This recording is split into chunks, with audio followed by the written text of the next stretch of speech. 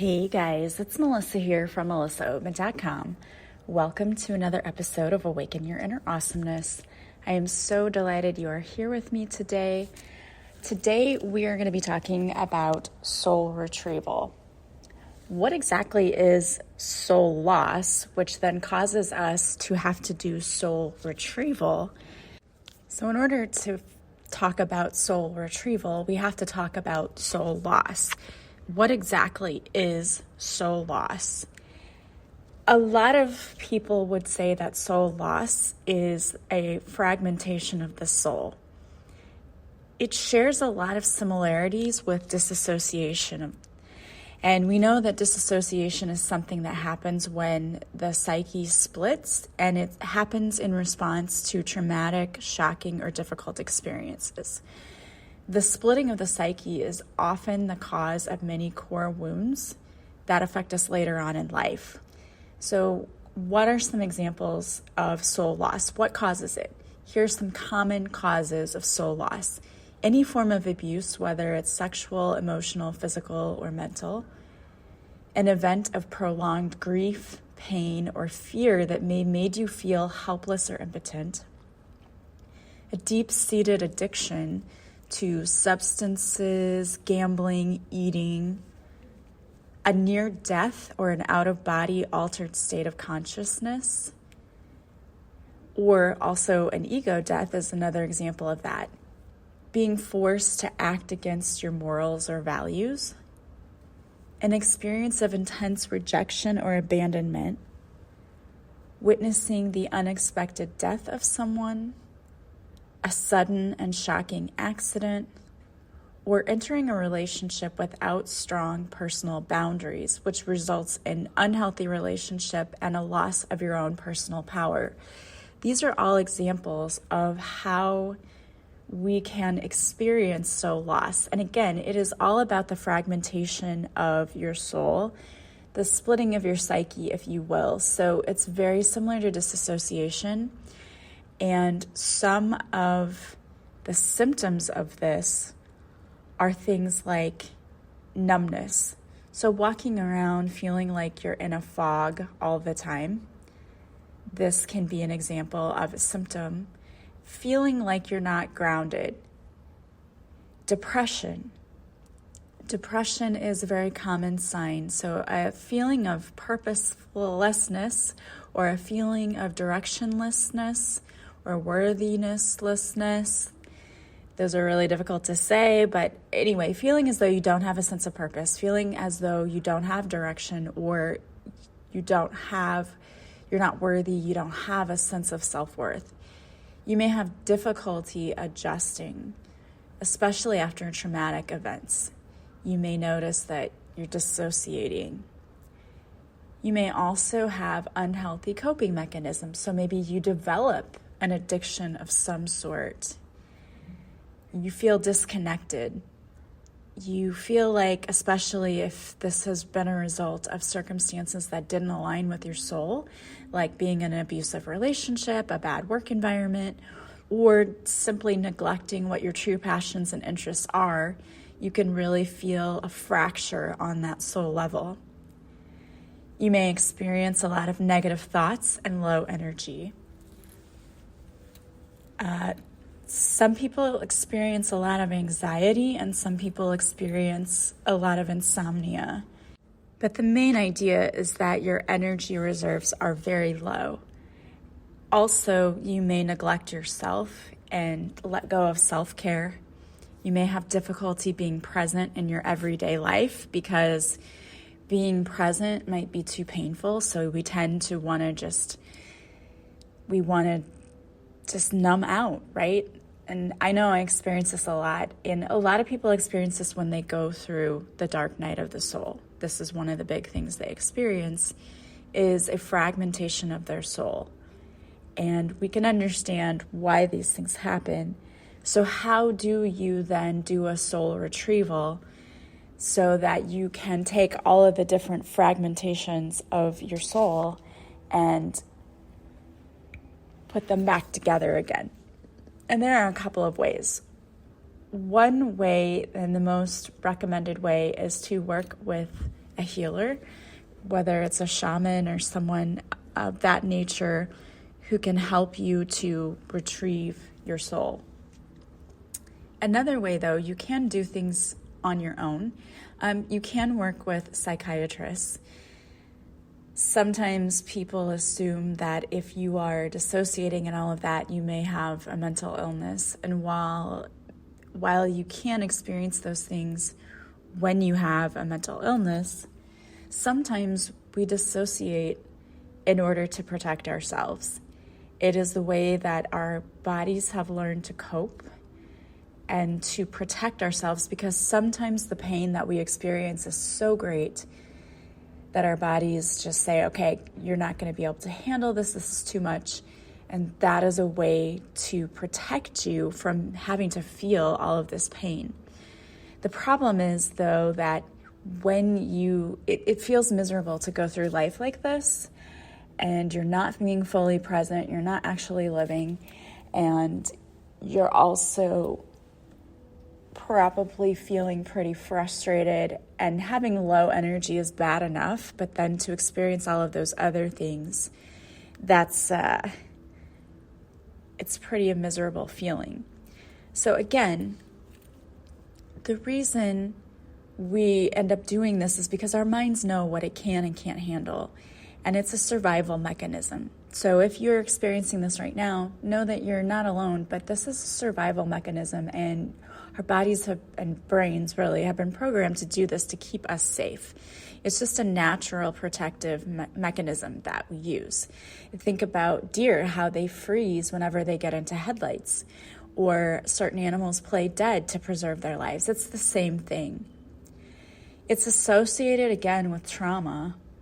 And when we neglect to reconnect with our soul and the various fragmented parts of our psyche, we're left with this chronic feeling of not being whole.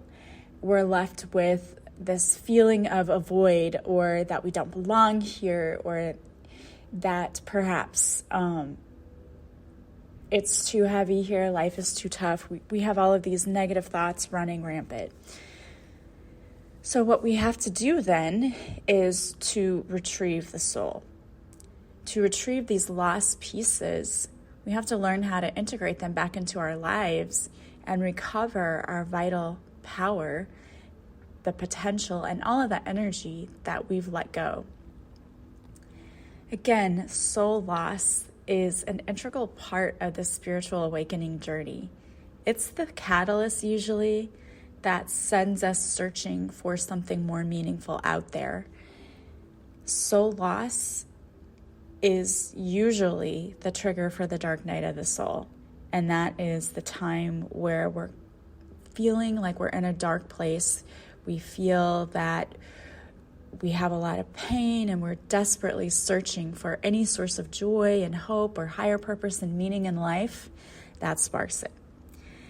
So how do you do soul retrieval? Again, as I mentioned, working with a shaman or a professional is a really great way to do soul retrieval. But there are a few things that you can do on your own to help you start to heal. One of the ways is to practice meditation and mindfulness. Because the soul loss leaves you feeling out of touch and as though you're not really there, you have to work on reuniting with yourself and your passion. Think about how when you want to get to know another person, you prioritize spending a lot of time with them. The same thing has to happen for you. You have to try to spend a lot of time with yourself to familiarize yourself with who you really are. Mindfulness is also a great way, because part of the numbing out process is that we have these constant negative thoughts. Well, we need to learn to keep those in check, and one of the ways to do that is through mindfulness. It can also help you to get in touch with your guides, whether you think about your ancestors, your angels, or your spirit guides. They can help you if you use meditation to help get in touch with those guides, because they can give you a perspective of unconditional love, and they want to support you. And in fact, it's their job to be here to support you. And so they can help get you right back on the right path again. I always say we have a blueprint when we come here, but then we forget what it is. So we come here, we have this great plan that we're going to come here and do these amazing things, and then we forget what that plan is. And it's so painful here and heavy as it's not on the other side that we don't remember, and then we feel lost because we think, why would I have chosen to be here to do this? So it's important to try to get back in touch with what that ultimate plan for our life really was. Self-hypnosis is a really great way. There are a lot of guided meditations out there, and in fact, there are some guided meditations for soul retrieval, but you might want to just start with a guided meditation to try to connect with your guides, just to try to get some support and guidance and reinforcement along the way. Another thing is that you need to have patience, because this is not an easy process.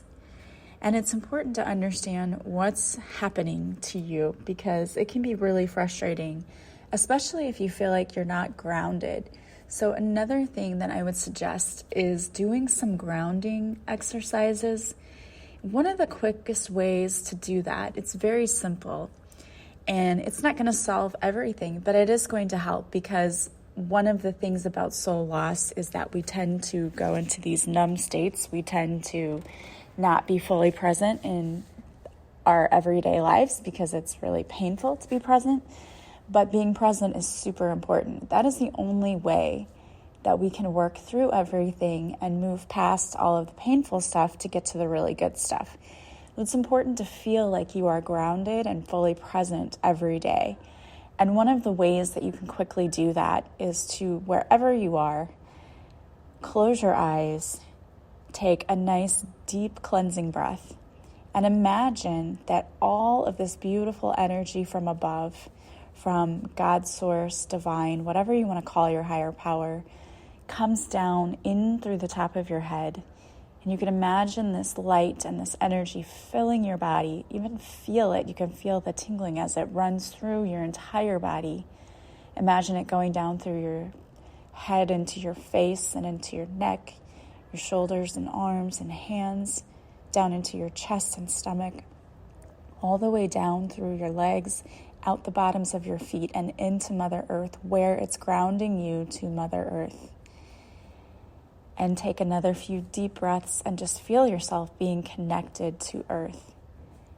It's also really grounding to go outside in nature and to sit outside in nature or walk barefoot on the grass. Even as silly as it may seem when they say go hug a tree, it's true though. Like, go be in nature, because that grounds us here too and helps us. And it's important to call back your energy. I have a guided meditation for calling back your energy. Now, some people say, well, don't you need to transmute that energy before you call it back? You can, yes, absolutely. Do you have to? No, I don't think so, because I think with the intention of calling back your energy, you're not calling back negative energy, you're only calling back your positive energy. But again, it's all up to whatever feels right to you. Whatever you need for yourself, do. I don't think that when you're calling back energy, you're going to intentionally call back some negative energy. So just ensure that you are calling back any of the energy that you've put out. Because one of the things with feeling lost too, and we feel very low energy because we give out so much energy and we don't take the time to bring it back to ourselves. So I would call back my energy. I would do a grounding. And again, if you feel that this is something that's really affecting you, I would work with a healer. But this is something that you can start doing little things here and there to help yourself with this. Part of that would be to work with a healer to do a soul retrieval.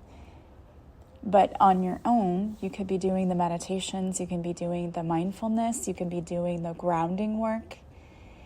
A big part of this is figuring out why we're here, because we feel this sense of, I'm lost, I don't know why I'm here, this is heavy. And I think a part of that is getting in touch with your passions. What are you passionate about?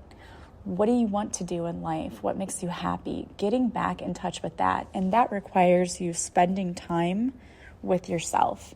And that's, I think, one thing that's really difficult for a lot of people too, because we want to avoid alone time. If we're not feeling well and we feel like we don't belong, one of the things we might want to do is just to avoid that alone time, because we just don't feel well and we don't feel good with ourselves, and being around others is distracting. But it's important that you do spend that alone time. You can't outrun this, and you have to face it. And the easiest thing to do is to do the work. And doing the work, it's not easy. I don't mean to say it like that, but it's important. It's necessary. You have to do the work if you want to feel better. So every day, even journaling, perhaps, what really worked in my day-to-day? What didn't work in my day-to-day? What would I like to see more of? What do I want to see less of? Doing that kind of journaling to figure out, what are my passions? If I could do anything, what would I want to be doing and why? So working on that, I think, is super important. And again, another important thing to remember is that you're not alone. You will get through this process. But if you're starting to feel all over the place, again, grounding. Get grounded into the here and the now. Call your energy back, and then start working on finding what it is that brings you joy and sparks your passion, because that's truly where you're going to figure out, what is my purpose? Our purpose usually involves serving in some way, but how do I show up and serve in a way that makes me feel good and makes me happy and brings me joy? Think about it from that perspective. And then I wanted to pull some cards for you today. So I pulled a few cards, and the first one that came out, and this is from the Archangel Oracle deck, is letting go. I surrender joyously to the ebbing and flowing of life. And I think that's a huge, huge deal and a big message, because we try to control things too much. Stop trying to control all the time. And I think sometimes that's where we really become frustrated, because we try to control every single thing that happens to us. You need to learn to let go. Let go and just go with the flow. It's a lot easier said than done, but it's super important. And the next card that came out is listening with your heart. I trust the messages I receive with my heart. So it's learning to really listen to your heart. What does your heart tell you? What does your heart say? Our brain will overthink everything and cause us to do stupid things. And we again, it comes down to fear and control. We're trying to control things. We're afraid of what's going to happen. So we say or do things to self-sabotage, or we just don't listen. And it's time to listen with your heart. Your heart will never lie. It is always truthful to you. So start coming from a place of love rather than fear, and everything will start falling into place. And I want to thank you guys so much for being here with me today. I hope that this was helpful. As always, I am sending you so much love and light. I hope you have a beautiful day from wherever you're listening, and I will talk to you soon. Bye, guys.